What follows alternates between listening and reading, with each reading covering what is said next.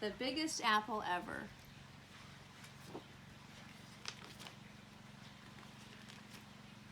Once there were two mice who fell in love with the same apple pie, but you had to be there to see how it happened. On opening day at Mouseville School, the principal, Mr. Mouser, made an announcement. We will be learning about apples this fall, and to get things started, we will have a contest. Whoever brings in the biggest apple to his teacher will win a special prize. The judging will take place on Friday. Good luck to everyone. I have an apple tree in my backyard, said Penelope. I bet it has really big apples. There's an apple tree across from my house, said James. I'm going to climb it as soon as I get home. I don't have any apple trees, said Clayton, the house mouse, but I'm going to find Mrs. Mousley the biggest apple ever. No, you're not, said his friend Desmond and the field mouse. I am. Oh, yeah, said Clayton. Yeah, said Desmond. All the way home on the school bus, Clayton and Desmond talked about the contest. Maybe I could grow an apple tree with really big apples, said Clayton. It takes too long, said Desmond. I heard Mrs. Mousley say 6 years. I'll think of something, said Clayton. So will I, said Desmond. When Clayton got off the bus, he snuck back into town to see what Penelope and James were up to. Penelope had come down from her tree. She was carrying 2 tiny apples. James was still up in the tree across the street. He was picking very small apples. Clayton knew he'd seen bigger ones at the market. When Desmond came by a little later, he realized the same thing. The next day at school, Penelope and James brought in their tiny apples. No one else had brought in anything. Mrs. Mousley cleared her throat. Class, we have a lot of work to do this year, but because we are learning about apples and having an apple contest, we will go to Barnaby's orchard this afternoon. Everyone got very excited. I'm going to find the winning apple, said Clayton. I'm going to find the winning apple, said Desmond. At the orchard, Mrs. Mousley pointed out the different kinds of apples. Then everyone disappeared into the trees looking for a winner. Clayton walked down one row, craning his neck. Desmond walked down another row, craning his neck. Then Clayton saw what he thought was a really big apple. It was a little too high to reach, but he stretched for it. At that moment, Desmond saw the very same apple on the same tree branch. He stretched for it too. They bumped heads and fell down.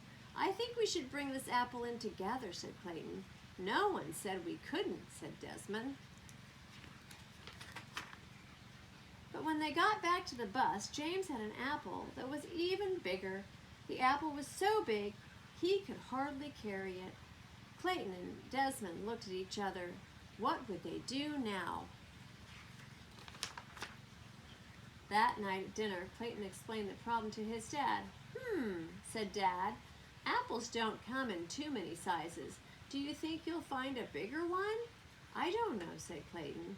Then maybe James will win the prize this time. It's okay if he does. Over at Desmond's house, Uncle Vernon said exactly the same thing. But Clayton and Desmond were still determined.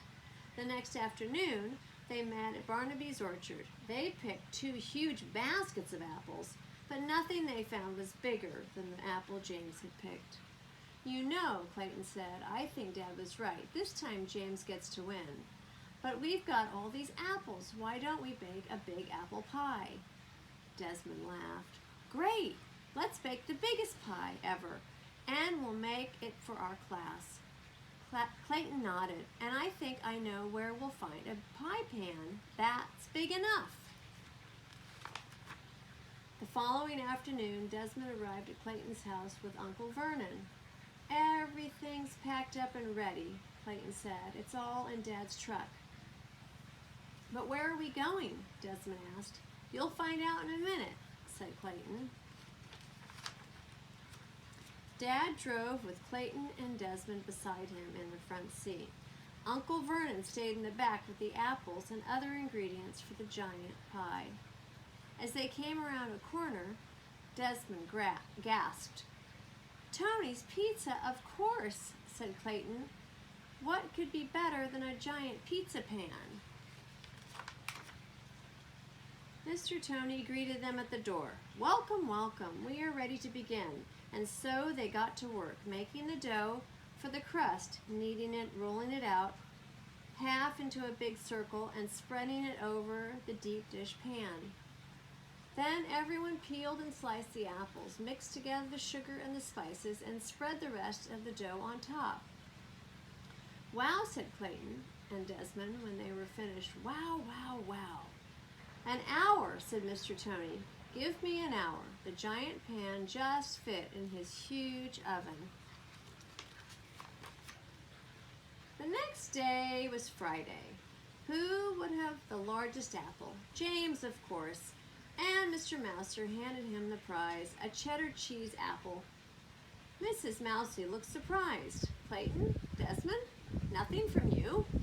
The two of them grinned. At that same moment, the classroom door flew open. In came Clayton's dad, Uncle Vernon, and Mr. Tony, struggling to carry the giant pie by themselves.